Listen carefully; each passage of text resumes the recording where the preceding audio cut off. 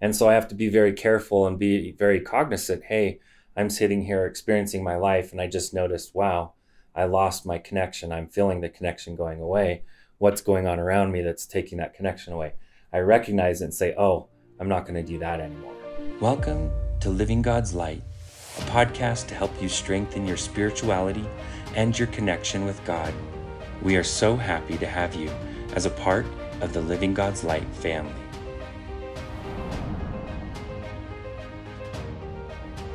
Hello and welcome to another episode of the Living God's Light podcast. I'm Lynn Taylor.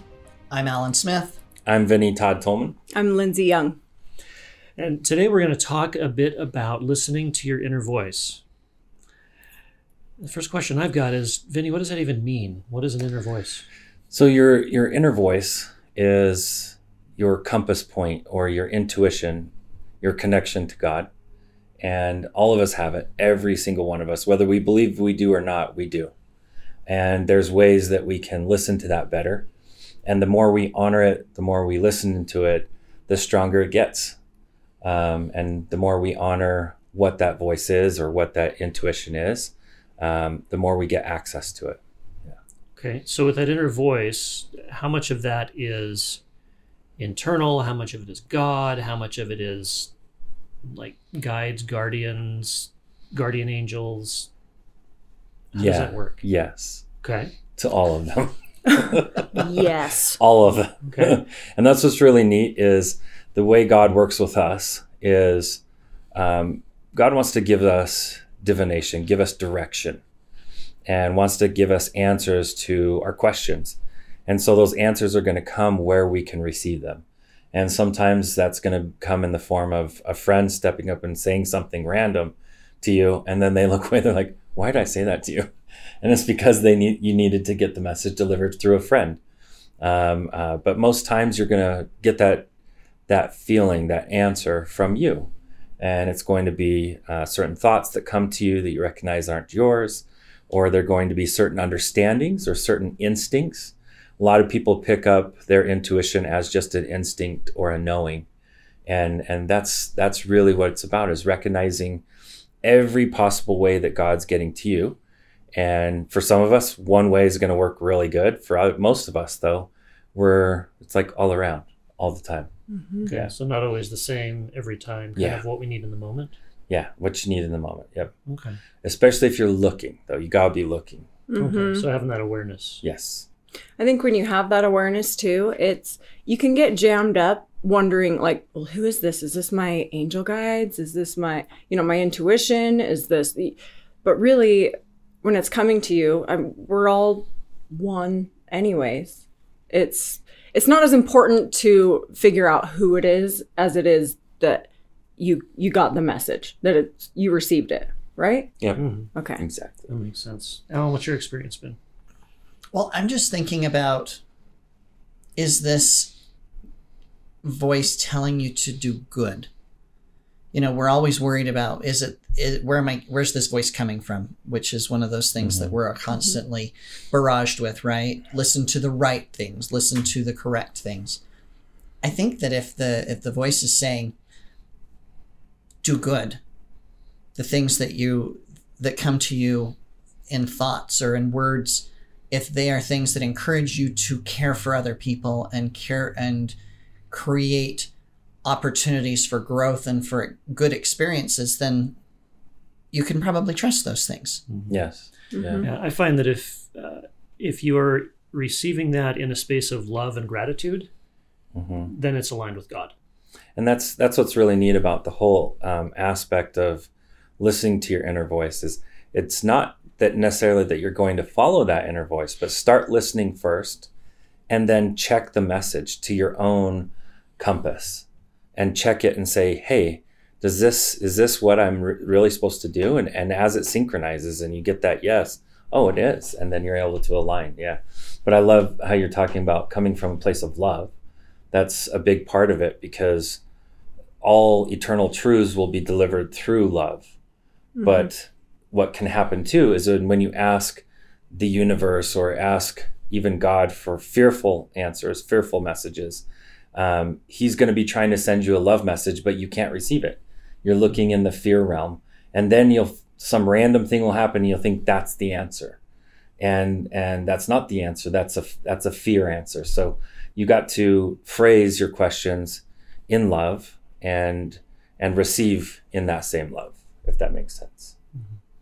So how can we improve our recognition of those messages, those impressions, that voice? How can we get better at that? So the biggest thing for me is learn what your enemies are.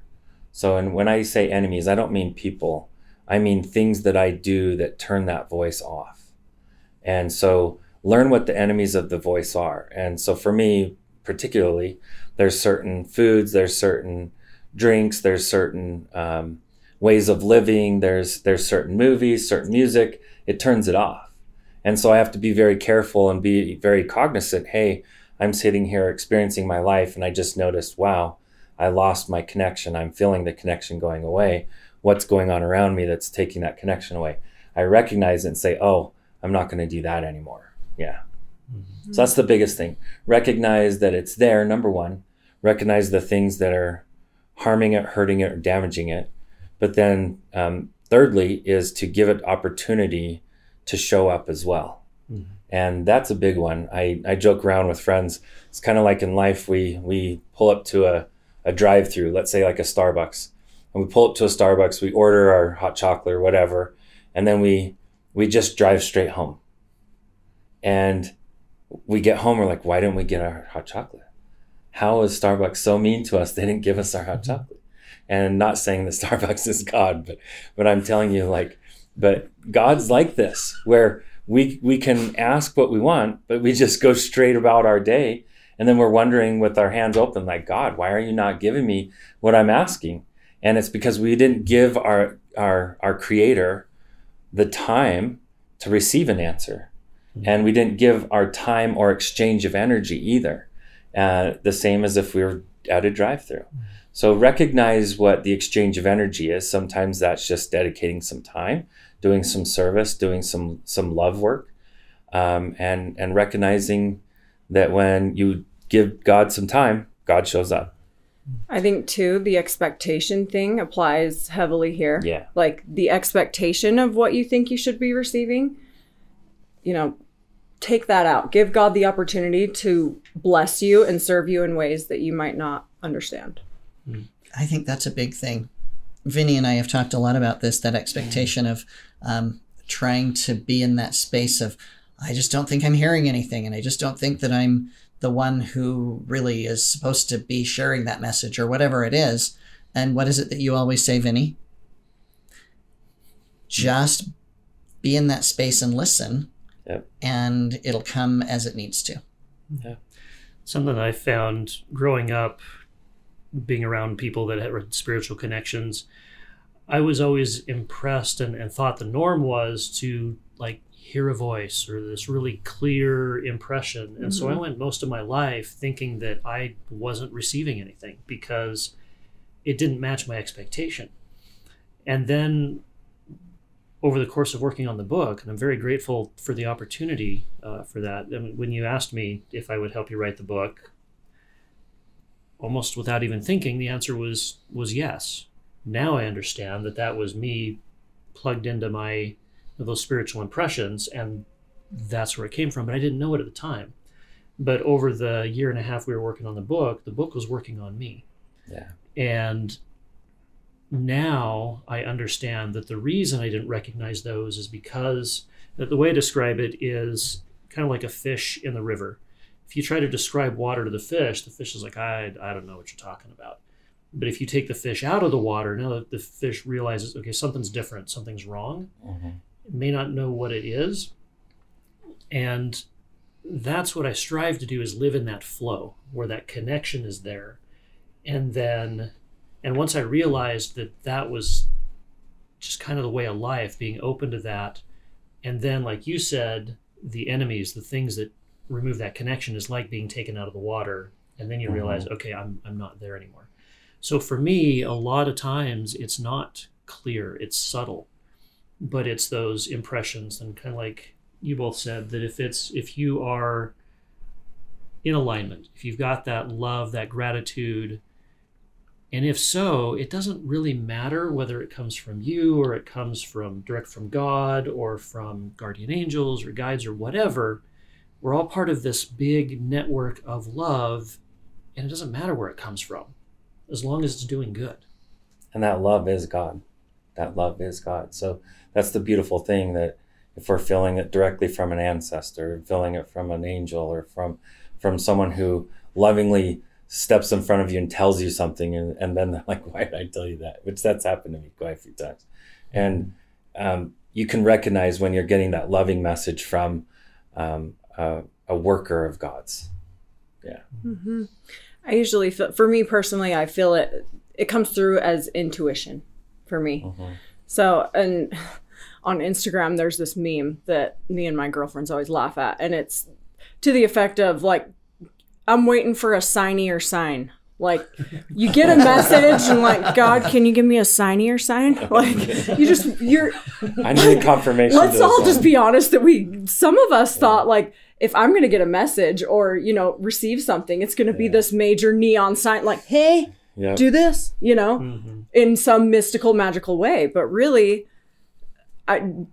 for me, it's tuning into my intuition. It's really like I'm receiving the answers, and I trust that, it stems from my angels, ancestors, God, and all of that. But that it's not going to always be audible, loud, and with sparkles and stuff. Something Sometimes. I found is sometimes, but there are times where I'll get these messages and these impressions, and I'll lean into them and I'll go, okay, I think I'm getting it.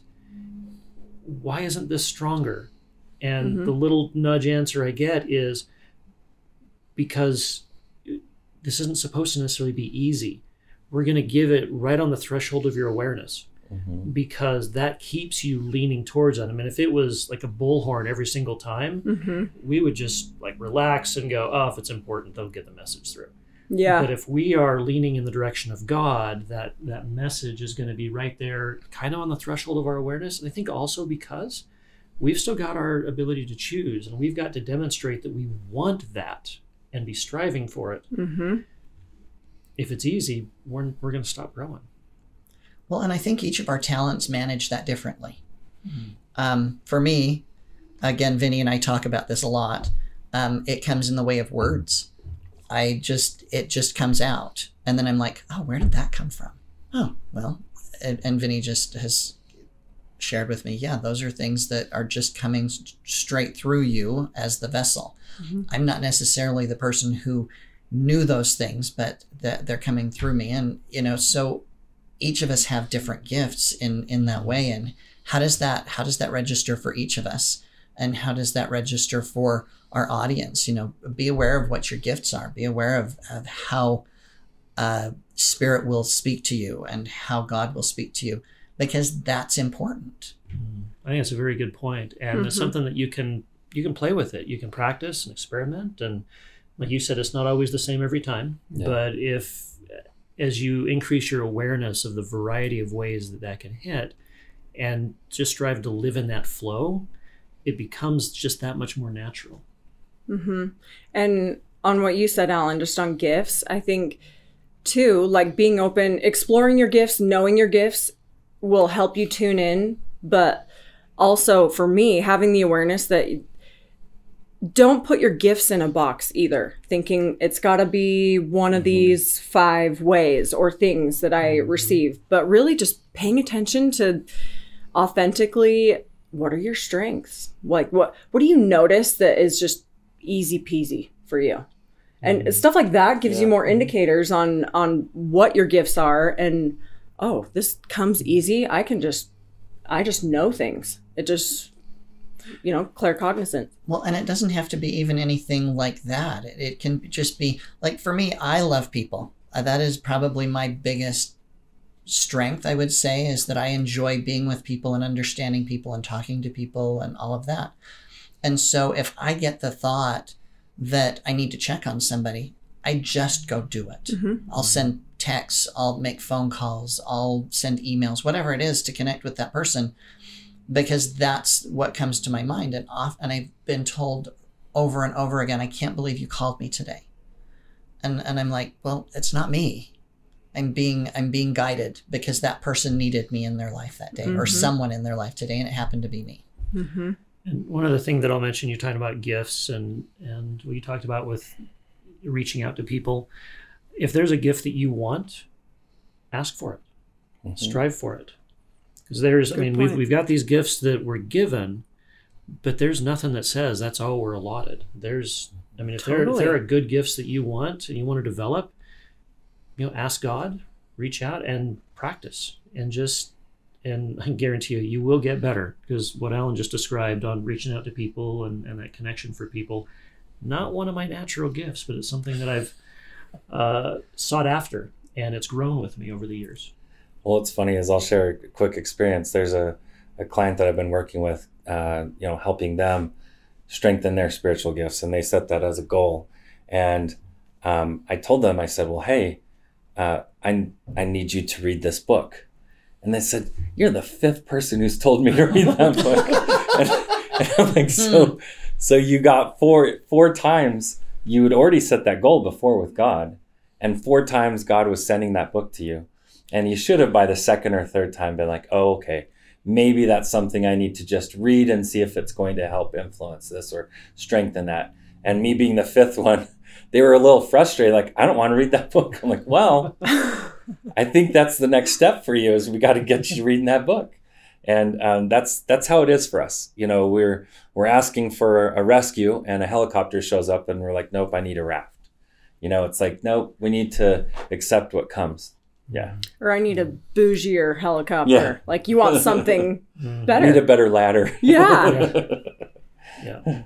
Well, this is something I'm sure we'll talk about more in the future, because this is a large part of Living God's Light, is expressing kind of who you are as part of this divine family, and using those gifts. And as we've talked in the past about loving everyone, and as you're connected to that inner voice, which is all about love, that can help us with all those things as well, the being authentic.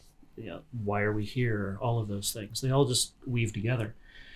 And so any last thoughts as we close up on this one, Lindsay? Just that it's still a journey for me. I'm still learning how to tune into my inner voice, what that sounds like for me. And like you said, just all the gifts, asking for gifts. Like, that's my golden nugget of the day. I'm going to go have a conversation with God later about expanding my gifts. But pull out a sticky note. Yeah. There we go. Why not? Yeah. Yeah. Alan, how about you? I would say trust yourself. Find ways to listen to what's going on with the promptings or the thoughts that come, and listen to those and act on them. Love that. Vinny? I think that the biggest place that we can start that process is, first, just believe that it's possible. You don't need to agree that it happens or disagree. Just believe that it's possible and set it as a goal for yourself. Hey, God, I want to know when you're speaking to me. And start there, and you'll start seeing lots of different ways. Lots of different ways. Yeah. Awesome. Love that. Well, thank you all for sharing all of that. And thank you for joining us on talking about how to listen to your inner voice. And next time we'll be talking about another principle, using technology responsibly, and how that can help increase your ability to love everyone, listening to your inner voice. Like we said, it all just fits together. And if you'd like to join the conversation, learn more about how to participate in the Living God's Light community, go to livinggodslight.com. And we've got a lot of ways there. They're constantly growing and evolving, and just building this wonderful community of light. So thank you for joining us, and we look forward to seeing you next time. Thank you for joining us on the Living God's Light podcast. You can help keep the show going through getting merch at livinggodslight.com, or contributing what you think the show is worth on our website, or by going through Patreon. Thank you for sharing your light with the world. You are making a difference, and we love you.